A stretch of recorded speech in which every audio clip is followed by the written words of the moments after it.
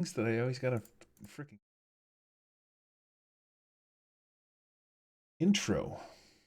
Bada bing.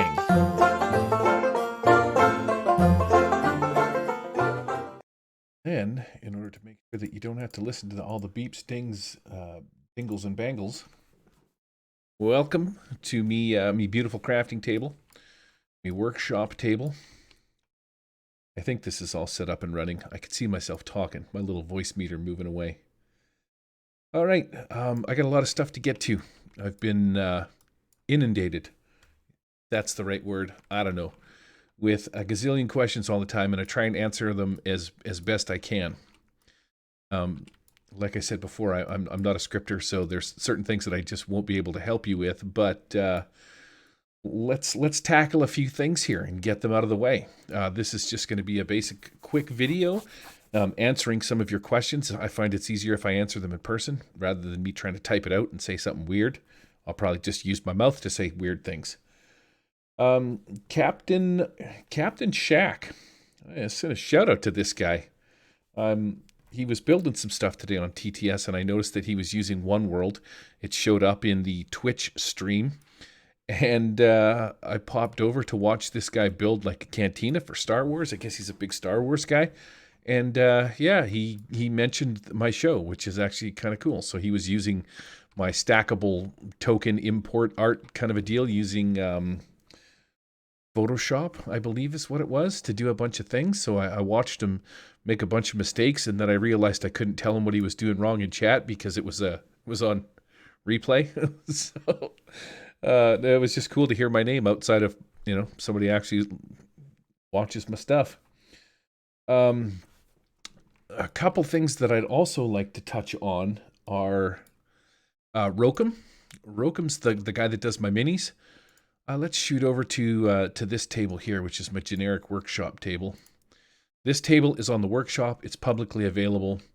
I'll get into a thing about this later, but Rokem is the guy that makes these minis. Oh, see, these minis have now been touched up. Front, back, look at that. He's got a new little image with the sword off to the side. Actually, why don't we go directly to Rokem's table, because Rokem has done some stuff. There has been a new table. So this is Rokem's 2D minis. I've talked about these before. He has created a wide base as well as his two-sided figurine, front and back. Thank you for correcting the mishap on my table in my last video when I was farting around with the alligators. I noticed that when I swung the axe head around to this side, it would automatically spring back here. So I was having some, anyways, it got fixed. I need to find the thread where somebody has made, I should have written this down. Maybe I might get, no, I'll find it, but I'll do it in a bit here. Oh, here it is right here. Let's, Spidey K. Okay, I think I could go to, yes, I can. Okay, so this is what I'm going to do here, because this is a compilation of stuff, of questions, and the answers that I can give to you for them. So if I shoot over to my right monitor, you will see Spitted K, I don't know how to say that. This tabletop simulator new workshop item that he's created. It looks like he's been fixing it up over the last couple of days. What he's gone and done is made a wide base. So shoot over to his channel and check it out, because it's actually very, very cool. Somewhere in and amongst here, you can see the differences between the bases. Now, this would be a prime example. This ogre, the actual weapon sticks way out over the base. It gives you a lot better sizing and stuff like that. So you can find his workshop items. There's Rokem was talking to him, but I think you can find it on his page somewhere. This, I should have written this down in the show notes. Spided K, or how you pronounce his name. But this guy did a wicked. This is it over here. You can see it.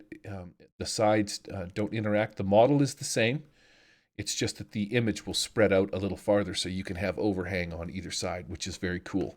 And then, yeah, again, thanks to Rokem for fixing the table. Let's go back here. Scratch that off the checklist of things that I needed to do.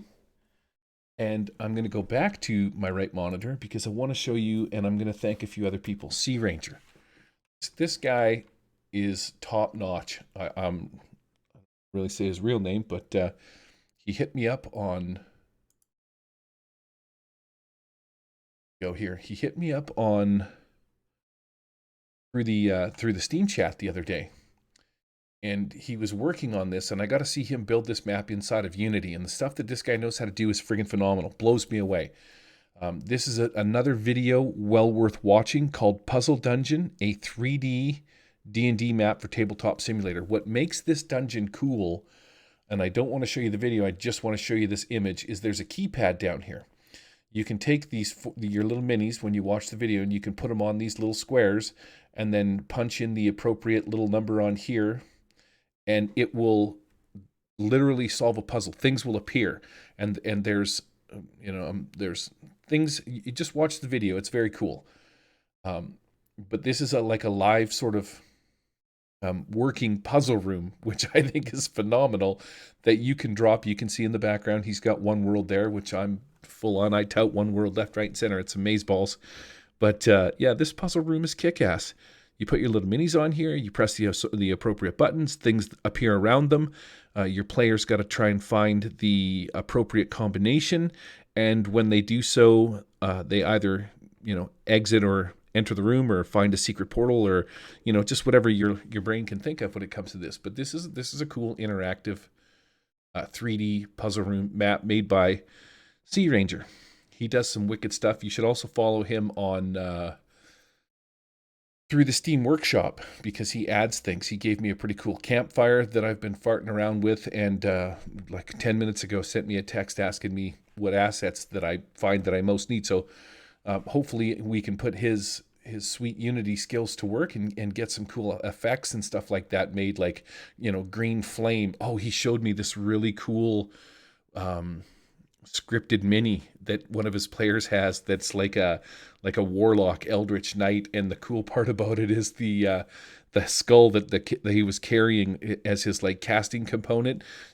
You could click it into a state where the thing would light up green. Like it was pretty cool. And then when he went all mental, his head basically turned into like giant tentacles that would wave around. So that was pretty cool. But yeah, check out this video. It's super cool. I'm sure this table has been made available. The link might be here somewhere. I'm not 100. No, I don't see a link. But just look up. Oh, here you go. Find the workshop page here. So there's the link for it. There's the table. Super cool. Okay, so we're gonna take Sea Ranger off the list. Thanks to him. Next on the list of things to get done is somebody else here. Is this one here, Yodax. Now Yodax is another guy that works with Blender, and what he does is he'll take a flat image like this, he'll drop it into Blender, and then he'll bring up these mountainous areas and stuff like that, and you end up with, without watching the whole video, you end up with, where are we going to here? Here, I'll show you in Blender. So he takes this flat image, this your basic map, drops it in Blender, and he shows you how to grab onto parts of it and lift it up so that you get height, which gives it a really sweet 3D feel to it that actually works with the map. The stuff I do is sort of tiered and stackable. Has an entirely different look. This is more of a natural kind of a feeling. Want to say the only downfall to this system is when you're building on these maps, like if you were to put an Arabian village or something like that in with this piece, and you're dropping houses and barrels and stuff, when you go to click to try and delete something, there's a very good chance that you'll click on this big map because it actually shows up as an object in the game. Whereas my maps usually have the image as the bottom layer, if that makes any sense, and it's not clickable, like you can't click and delete the image right off the table, whereas this will show up as an object. Either here nor there, this is still very cool. Check out Yodax. You can find him on the Steam Workshop, and he has some incredible models and some incredible assets, wickedly cool stuff. There's doors that open. One of the greatest, like, sort of rock formations that I found that blends together and stuff like that is this Yodax guy. So he did this video. I asked him how he did this a while ago. He created this video showing everybody how to do it. So if this is something that maybe piques your interest, which is a thing that I'm going to try because I need to learn Blender and Unity a little bit more. I really love farting around with TTS, but I don't have the skills. So I'm going to try this at, sometime when I get some time to sit down and goof around with this. I'm a little nervous that I might screw it up, but I really like the idea. And, when it's all said and done, you're going to end up with this is it here. You can see how the model just sort of lifts everything up, and then he drops his assets on the table. But how cool is that? This was all taken from a flat map, and he just lifted parts of it up and then basically makes a piece out of it. I think it's fantastic. I love the way that this turned out. Great set piece. So yeah, extra thanks to Yodax. If you guys want to know how to take a flat map and turn it into a 3D piece, this is where you want to go. TTS 3D map tutorial from Yodax, the Yodax. He'll guide you through step by step how he does that, which is friggin' fantastic. Right, crossing him off the list. Next up, now we got to go back to my table. Main cam, no TTS. Here's me table. We're going to go to saved games, and I want to go to my work table. Let's delete some of this stuff because we don't need it on here. Saves that I haven't got rid of yet. And objects from the workshop.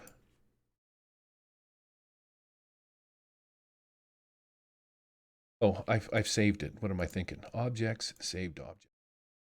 Here it is here. So we'll drop this on the table. L.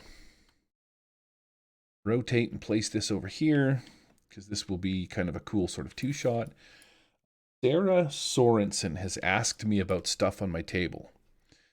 This doesn't, or this little bit here isn't intended to answer her question right yet. We're going to get to that in a bit, but this is what made me want to show or show you this one instead of just using the normal one. So we're going to zoom in on this for a second. This is also by Sea Ranger. Let's see, games. You should be able to see this in my workshop. You won't be able to see this part, but this is made by, let's go, monitor, move, table. Oh, screen. I can move that screen. Oh, but it won't go outside of TTS. Okay, so there's two tricks to this. Escape. Ape. Come on. Move tabletop simulator. Game. Up.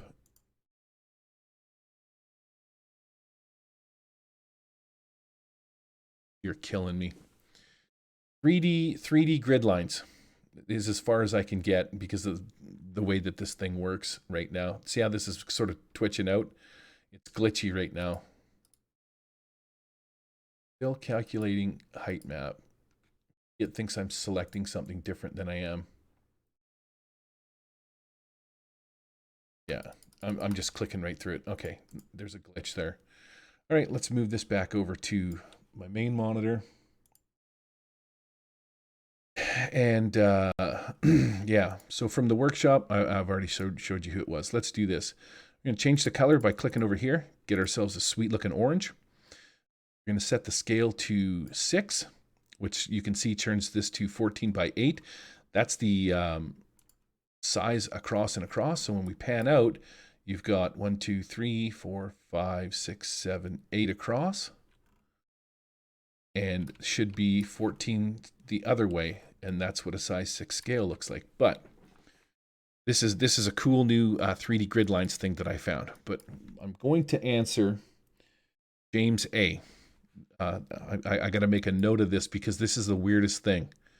If we go to my saved objects and we type in lights, I have green light sphere, kablunk. I have purple light sphere. white, yellow, dropped green, put down blue, and red. All right. Kind of looks pretty slick, pretty neat, pretty interesting. These are light spheres. You can right click on them and change them to be like off, or change the diameter in which they sort of shoot light off. See, it's getting bigger as I go up in sizes, up to, I believe this is 20, whatever it is, 20 units. So here's an interesting thing that I'm gonna need answered, because I have no idea what's going on. If we select all of these things and I hit Control C, we move up to a separate part of the table, but keep these in our focus. If I hit Control V and paste them, do you see what happened? These 3 lights went out. So what do we got here? By the looks of it, all of these are working. Let's move them into a gray space. So these 6 lights, when I copied and pasted them, stayed on, but these 3 turned off. So let's try that again. Let's select all of these and hit Control C down here, and we'll hit Control V. Now when I paste them, you can see they're all there. These 3 are still off. This one back here turned off, this red one, and 4 of them are off when I pasted them down here. Yellow ones seem to work, green ones seem to work, but the white one is now off over here. Okay, let's try over here.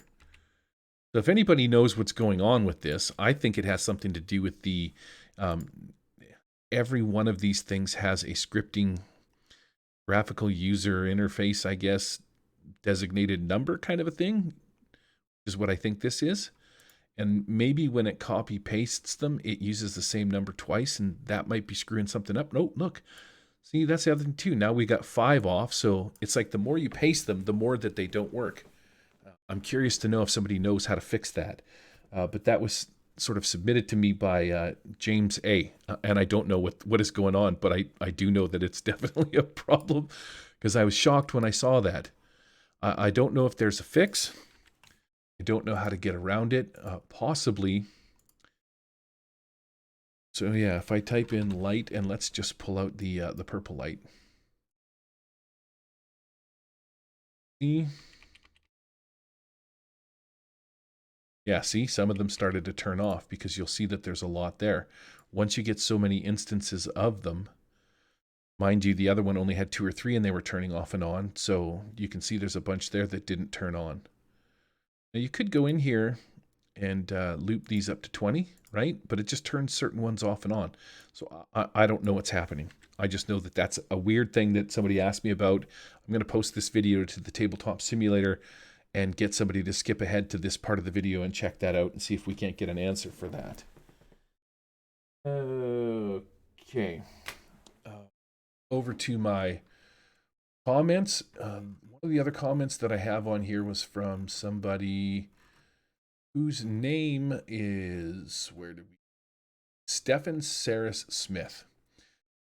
Was wondering if I got a link that will show you how to set up, how I got my setup in TTS. It says, blowing my mind at the moment on how to set a table up with everything I need.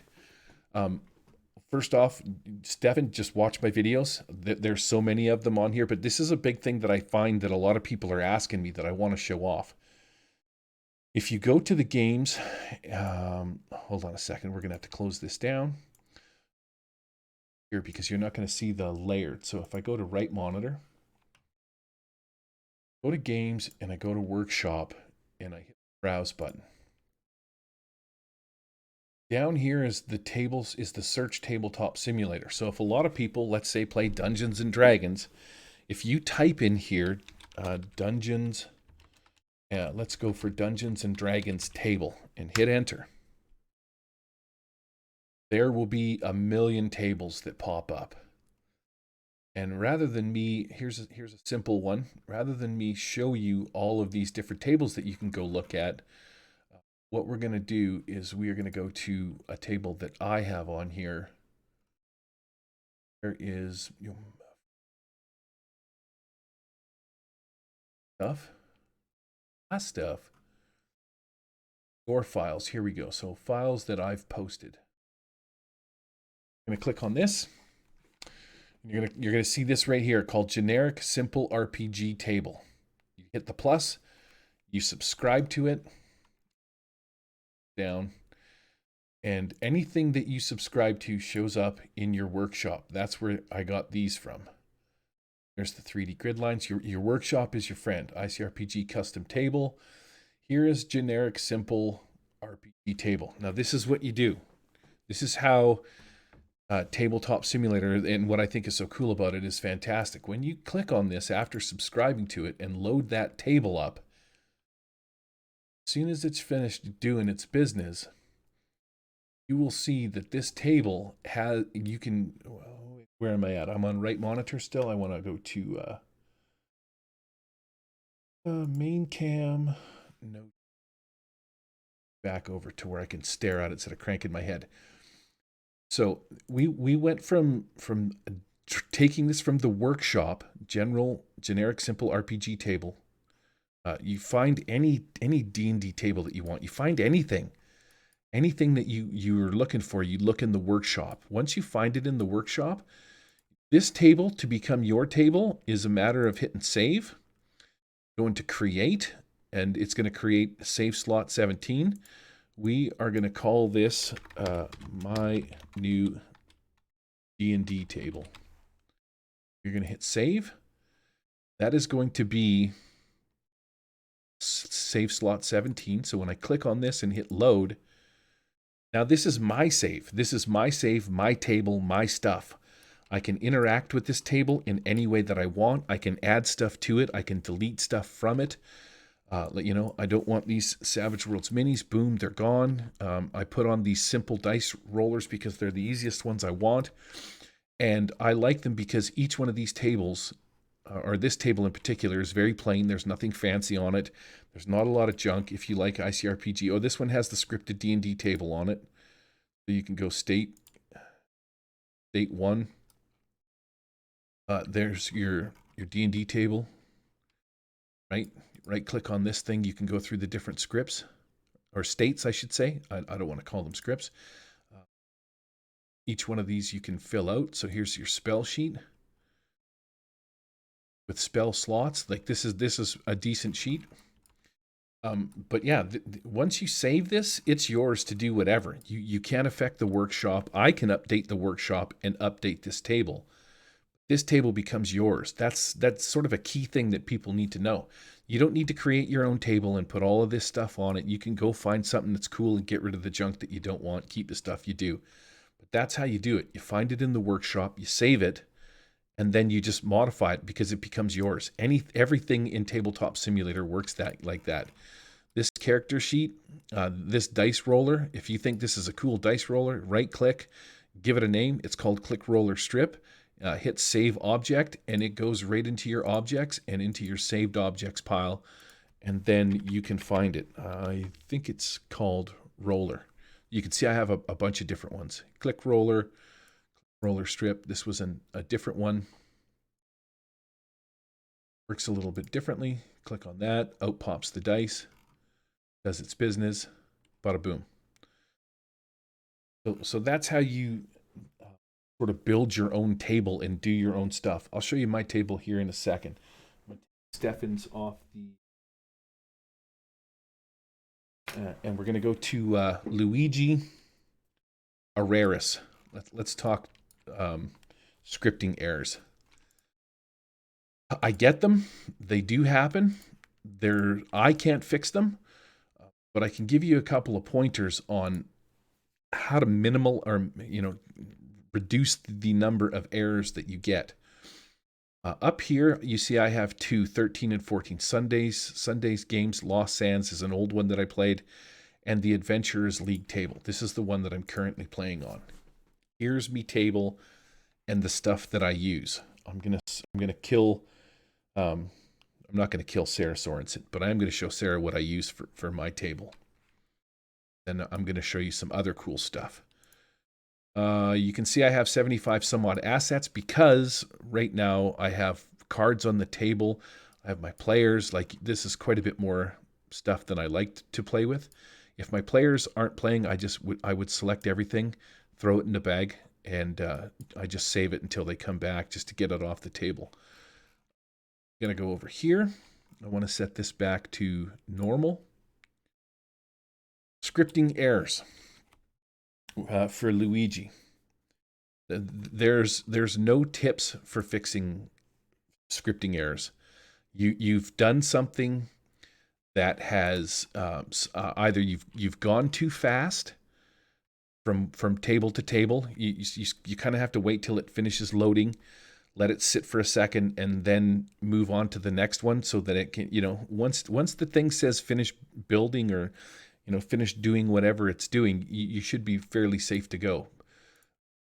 Save objects to map locations, and I bust out my fantasy prison. Inside this fantasy prison is a bunch of pieces. If we go right click and we search, you're going to see that all of the assets that are in this table are all packed into this bag. They're all set in here, I believe, in a specific location. A bunch of crates, a bunch of different, bookshelves and stuff like that.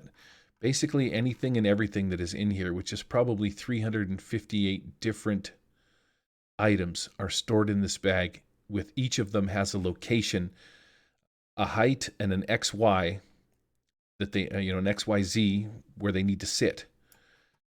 If you take any of these items out of here, it screws up this bag. See how they don't even sort of really come out for whatever reason? This bag is done. I would never, there's no way you're going to get these pieces back into this bag or do anything with it. This thing is hooped. It needs to go. So make sure that when you're playing your game, this is the other reason why I have this down here. When you're playing your game, make sure nobody puts anything on here. So if I do this and I go lock, I've had by building Alfheim here. Not sure what's going to happen. Saving the game is kind of everything, right? So this is finished building. If I take this and I drop this on here, do not pack custom model, right? Like it's telling me that something's up. Sound cube here, do not pack. Sometimes this will give you an error, so that when you clear out of this and you go to end, you'll get a script error. And that could be a thing that's happened. I've had players reach in here and just try and grab onto stuff. Harrison, talking about you, just trying to grab stuff in this hidden area, like, grab onto it and move it out of the way, which is a thing that happens. So if anything gets bunged up in there, it's going to screw this up. When you're finished playing with one world, it is super important to make sure that you see these two bags and that you've ended the session, and then don't forget to save. If you don't save, let's say that you start this up and you spend an hour building a map, and then you close this out so you see your two bags and you think you're done, but you don't go to games and hit like save, work table, overwrite is what you would do. If you don't do that, you've just lost an hour's work. If you just end the bags and leave, all your stuff's gone. I'm sure a lot of you are probably like, man, I've done that before. Double save. So make 2 saves of your table.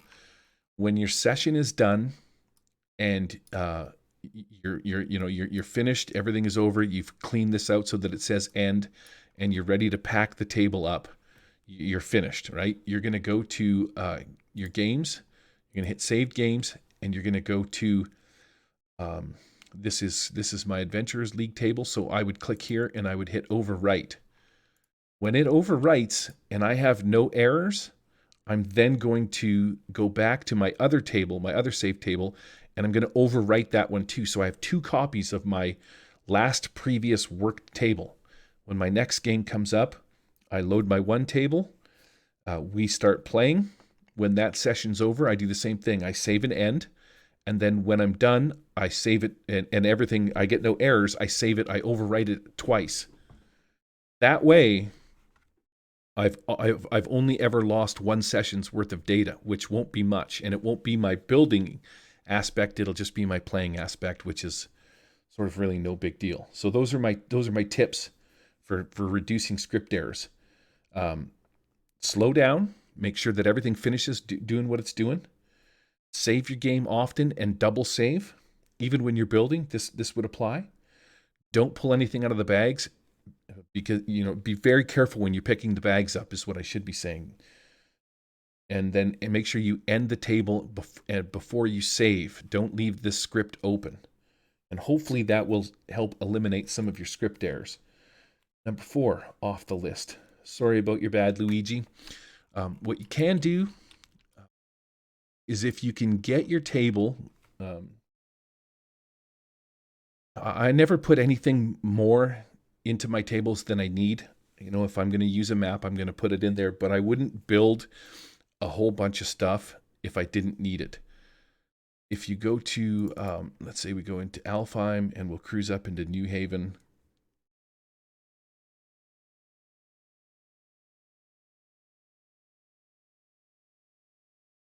I want to go to Forest Encounter 1 and hit build.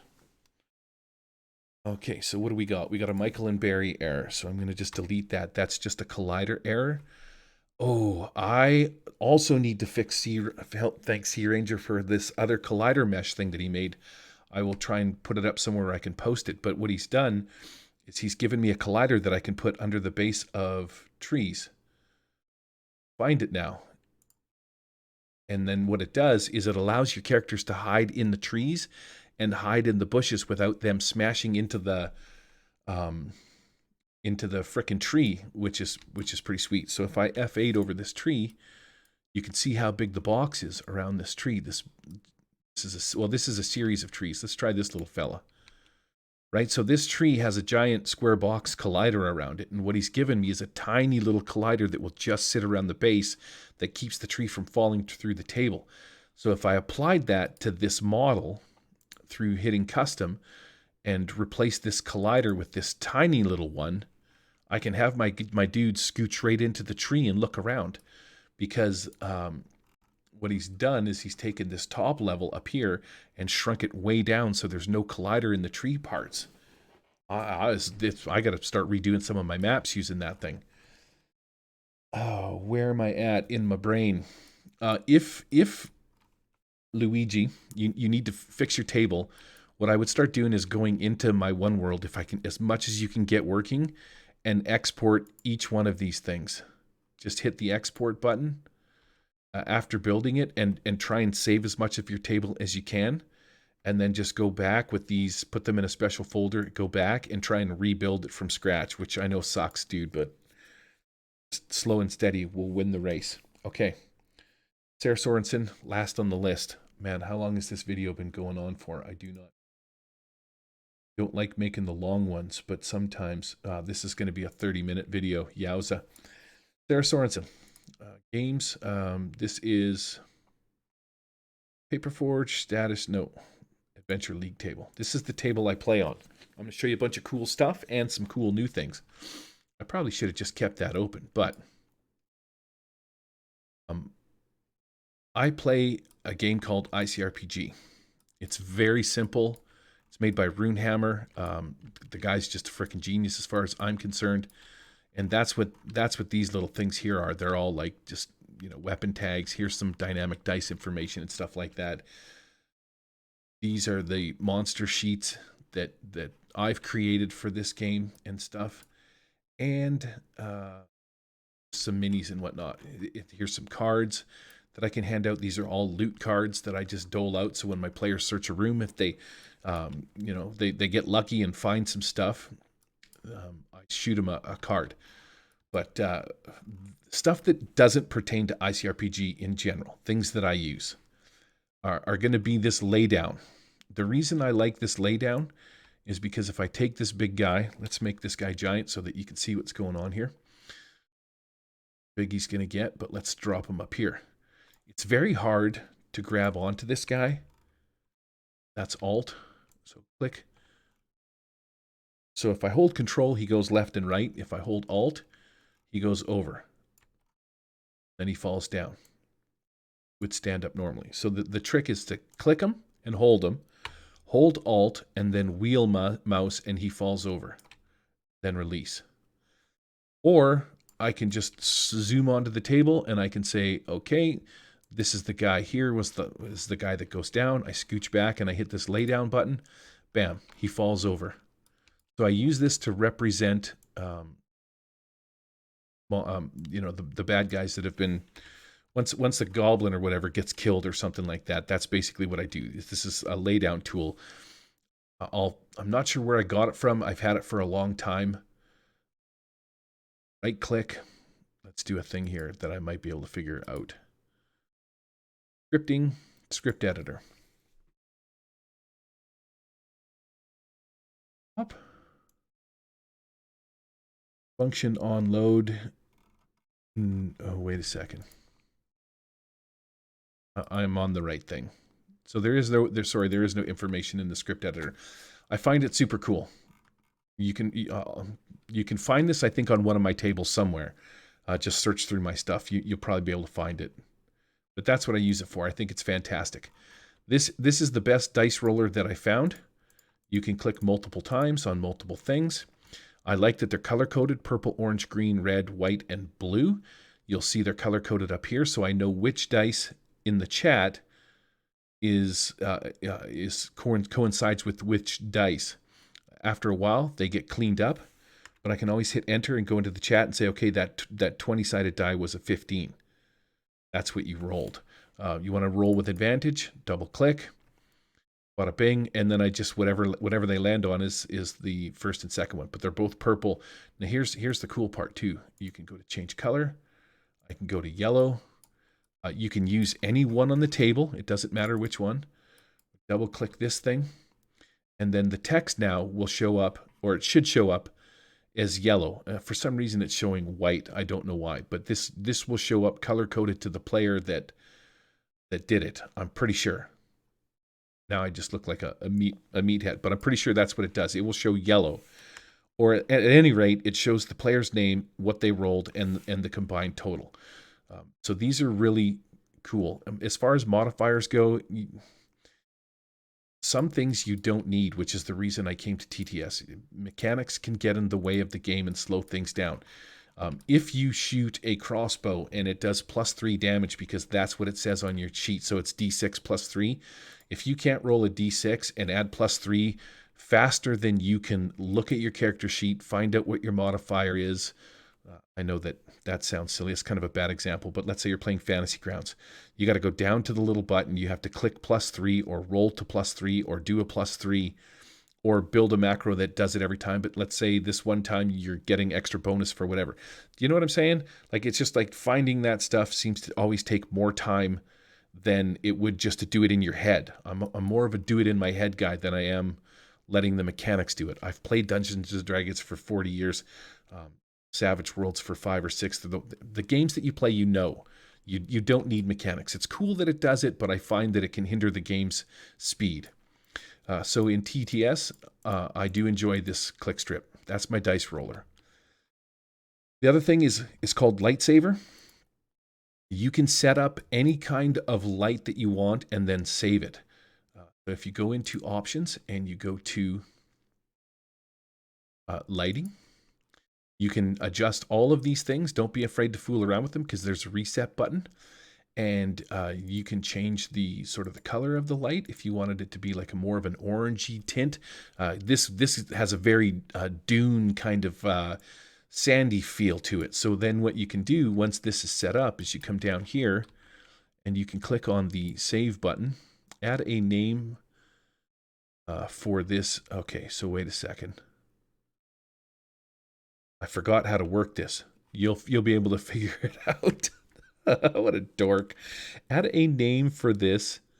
And so, oh, that's right. So you right click on this thing and you give it a name. So we're going to call this Sand Dunes. There you go, Sand Dunes. And then when we do that, then we're going to click save and boom, it appears right there. So we go back to normal and it's just that simple. Everything goes back to white. You're playing your game and all of a sudden it's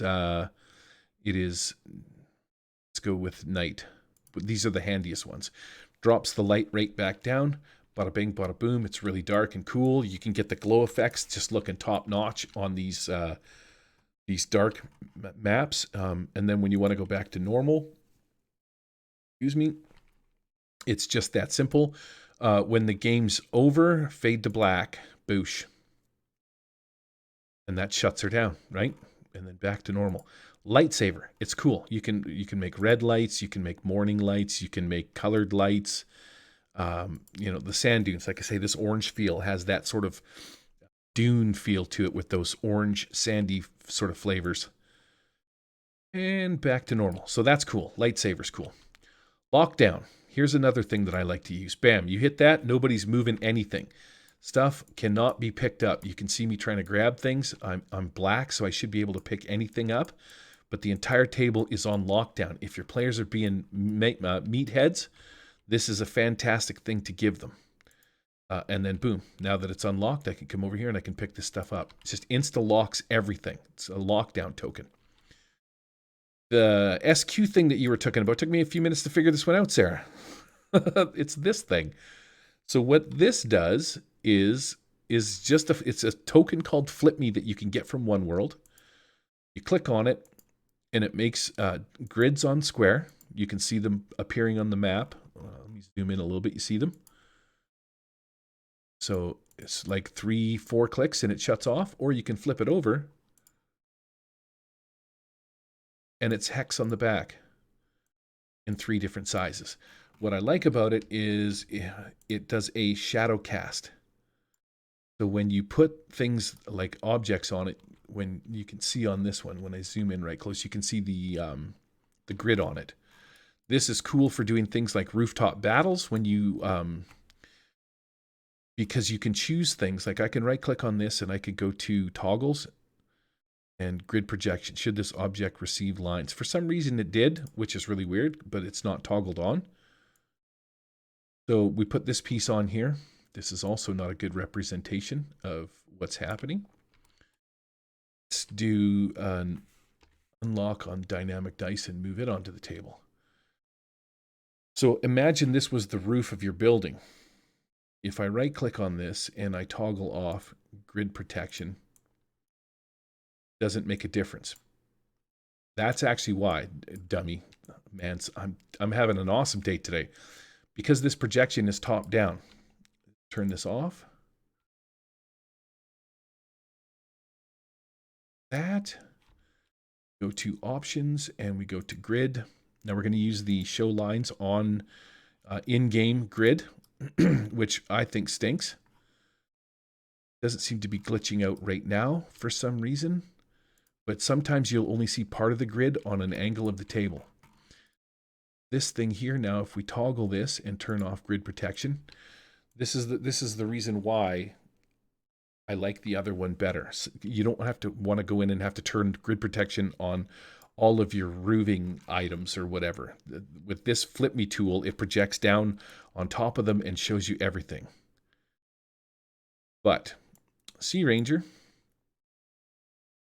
back in place, not that it matters, showed me, and just recently, this tool right here. Oh, I shouldn't show you.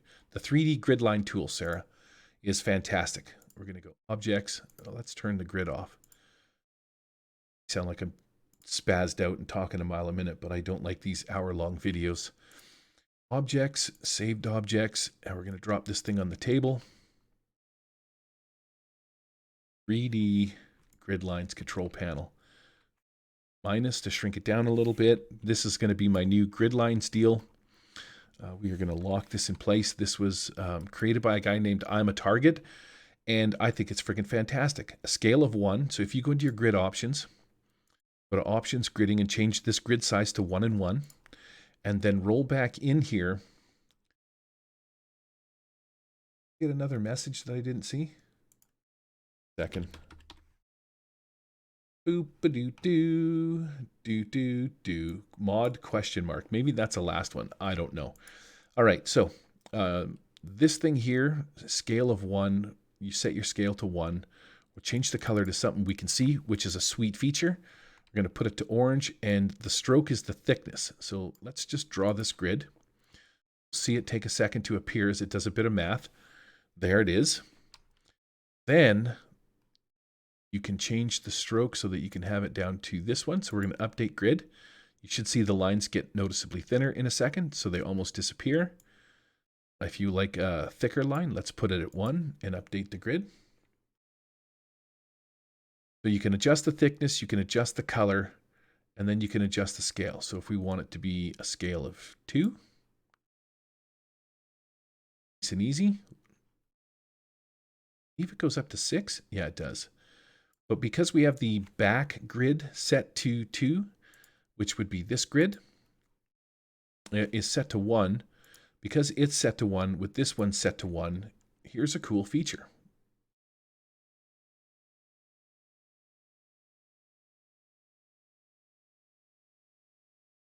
Got to do this. The grid is way out in the middle of the table. I forgot to adjust these back up. There we go. Here is a cool feature. You can go over here now and use your line ruler, which is basically F4. And starting from this corner, you can now get an accurate representation of how big the grids are. So this is basically 17 squares from there to there, if your miniatures were this small. You want to change this scale because you're using, a little bit bigger, and you want to go up to 2. Update the grid. What happens if we go to options grid? This to, I think, a reset. Bust out our ruler, and that becomes 2 across. So in this instance, you just half it if you wanted to know how many. So this would be what, 25? This is 26, so that's 13 squares. Nice and easy to measure distances from one spot to the other. From there to there would be, again, 26. So you're looking at 13 squares from point A to point B if you wanted to measure it. And then depending on the game that you play, there's your units of measurement. The other cool part about this is that when you drop stuff on it, like so, and you hit update the grid,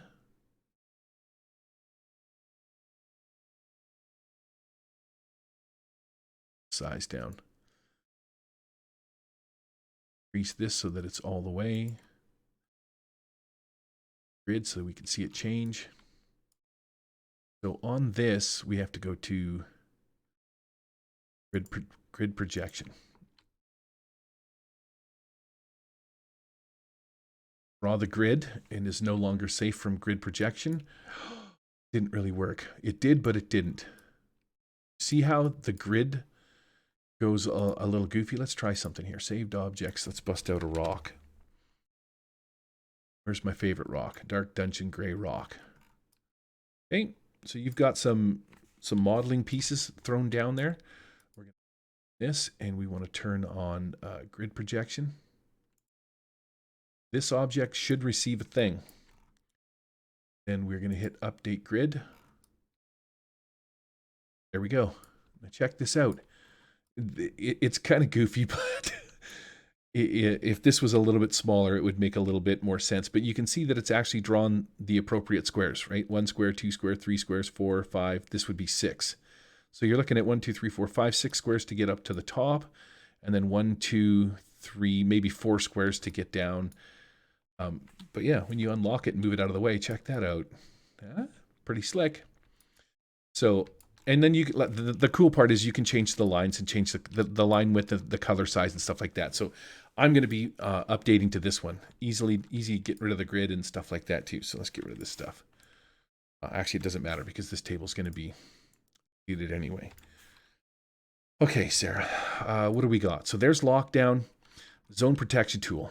This is the sound cube. Pretty straightforward. You can look this up. You got waves, you got wind, you got somebody walking on a floor, tavern chatter, or off. Pretty straightforward. Brings the sound right into Tabletop Simulator. That one's done. It's a thing that I use occasionally. Zone protection tool. Look at my table. If I go to scripting, no, hands. See these are all the hands for the people that play at my table. You notice that this one is missing because there's usually a player here. I can add a color if I'd like. what you do to add a hand is just drag out a box, right-click on it, and assign it a color. So we're going to put brown here. Anytime a player chooses brown, he spawns here. You can click on them to make them go away. I recommend making them go away so that you can deal cards better. But here's the gimmick. This zone script protection deal with in a conjunction with the hands, you'll see blue sits here, green, yellow, orange, red, purple, and white. And then you've got white, like they all line up. You get pretty straightforward. Here's the cool part about this. Your players that are yellow can pick up anything in the yellow zone. This is a scripted zone. So anything, oops, I just made that scripting zone disappear. It doesn't matter. We hit F8, grab this thing, and I can bring this out like it should be, something like that. So the gist of it is that if you're orange, nobody can touch anything in this orange box unless you're orange. Cannot pick it up. If we go to color, and I want to be, say I want to be green, I can go to the green person's spot and I can pick this dice up. I got a stripped error in zone protection for some reason. I don't know why. Oh, because the yellow is probably gone. But I should not be able to pick up stuff. Okay. Normally it works. I think I screwed it up because it's missing the yellow one that I just deleted. Let's have a quick peek and see here. So if we go back to table and hit load, not save. Second.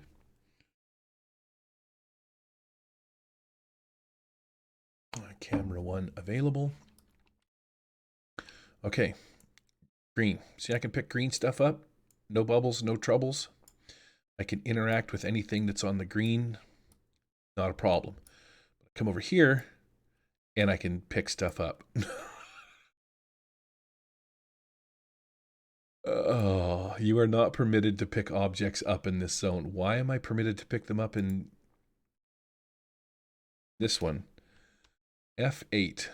I might need to adjust my zone here, as I think.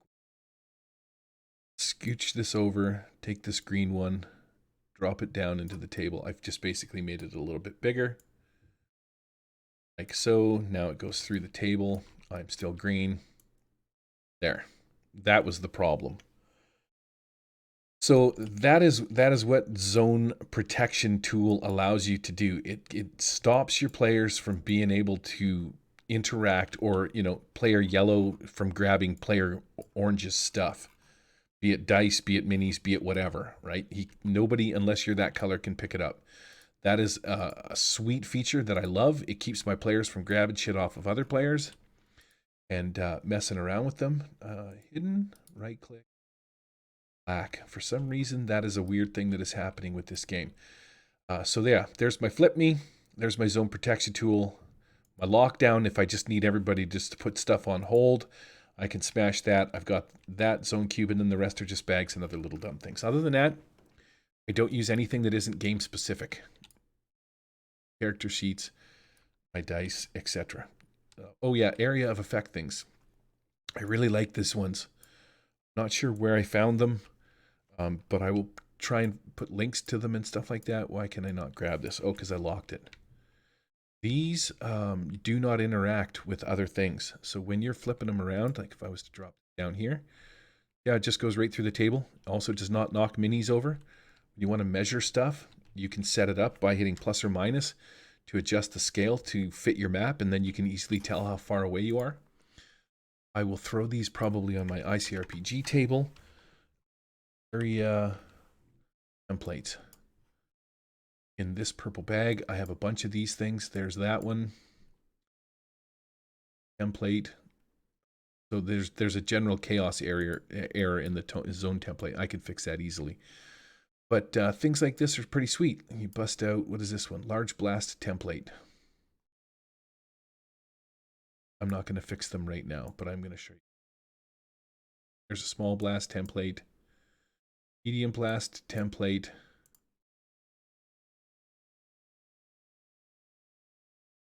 Okay, so suddenly there's a lot of errors in that bag. Let's take this small blast template. Here's a sweet thing about it. When you are playing on a game and you go over to this thing here and you say, okay, this is a 6-inch template. I'm going by the shadow. from there to there. Should be a little bit bigger.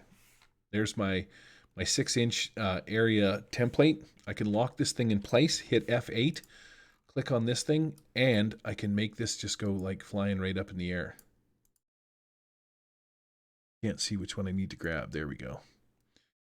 Now it's out of the way. It doesn't interact with the table. The shadow represents the area of effect that it's going to land in. It doesn't hit anything or knock anything over, which is pretty sweet. So yeah, area of effect templates. I'll fix these things. That's an easy fix. And then other than that, that's about it.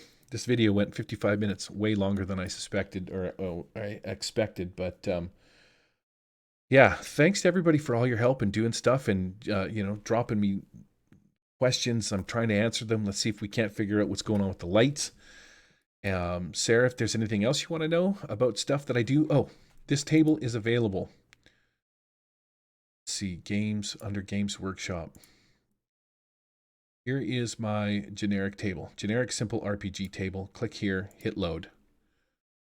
Look it up. This table is already pre-built so that you can have the zone effect things kicking in place if this is what you want. And then just add your own stuff to it. Here's the minis from Rokum that I use. But all of these tables, or this table in particular, scripting. There you go. See how the scripting, it's all covered? So all of these are no-fly zones. If you want to add more, you'll have to, I can show you how to, you can figure it out once you get the gist of it. But this is just a very generic 6-person table plus the DM. Add your own stuff. There's no tricks, no bubbles, no farting around, no nothing. Save this, just hit game and hit load or save, and this table becomes yours. Name it what you want. And you've got a table that I have already set up zone protection tool on. Excuse me. One last thing that I wanted to say, because I get this a lot, so let's just consider me saving the best for last. If I go to objects, and I don't want to go to save objects, this will make this a solid 60-minute video. We want to go to, oh, Angel Freeze. Hey, hello. Angel Francesi. Hello to you. I don't often interact with people because I'm never really looking at what I'm supposed to be doing, so I don't even know if they're still here. But hey, the last thing I get a lot of questions about is this one thing. I'm going to bust out my work table to show you. When you're screwing around with your TTS table and you do not want your players to see what is going on,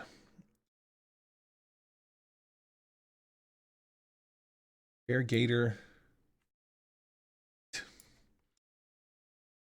lock. So this is kind of an issue with this program. Go to my main table. This is my crafting table, and this is a good example. So this swamp map. No, let's take the New Haven prison. When you double click on this map, you get this crap.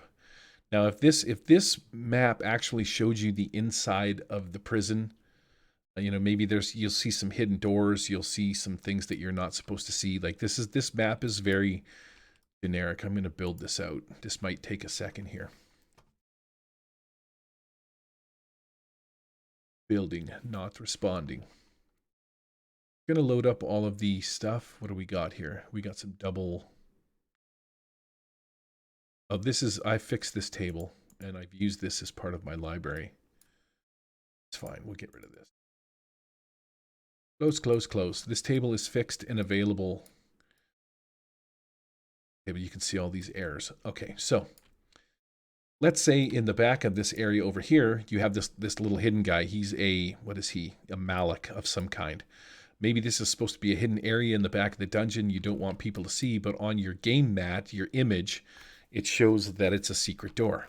So people are asking me, how do you stop people from seeing things when you're loading stuff up? And I can't really think of anything other than this, and hopefully this works. I want to clear this out. Before you load even onto this one, it's clear and clear. What you're going to do is you're on your last map, and you're going to switch over now to a new map, but you don't want people to see what's going on. So what you're going to do is you're going to go Fog of War, I'm going to make a great big box around this, and then come back to, you can see that I can see it. See my murder hobo sign in the table there. But if you go back here, it loads it, but you can't see it. I don't think I can change color. I think what I need to do is put a hand on the table. Say we're going to put a color right here, right click here, and this is going to be yellow. Be able to change color to yellow.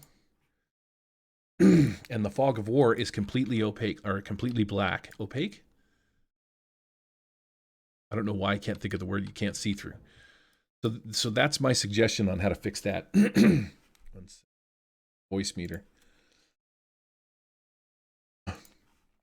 Yeah, if you don't want players to see what you're loading up, whatever this map is here, that's what I would suggest you doing. And it's easy to get rid of. It's just as simple as clicking on Fog of War and clicking it off, and then building, build your table and then click it off, kind of a thing. I think that pretty much wraps up all of the stuff for this show. That turned into an hour and a minute long. Oh, this map stinks. Stinks. There's so many errors on this thing. Oh, I want to end with one final note. Games, if you follow the stuff that I do and you watch my videos, the last thing is this one world table. Let's load this up. On this table, I spent the weekend fixing everything. There's might be one or two maps that do not work. You can get this on the workshop button. Let it load, let it load, let it load. I'm singing to one person in chat. On this table, this is called One World Table with Images. This is the One World. All of these maps have been redone. I've taken out all of the errors on every one of these. There's something like, what is there, 6 times 7, 42 plus the other table. All of the maps that have errors on them, that have the general chaos errors, that had missing images, all of that stuff, all of these maps have been fixed. On River War, unfortunately, I had to take out the water that was flowing. Hopefully we can get that fixed and reinstate that, because the water in the waterfalls had to go.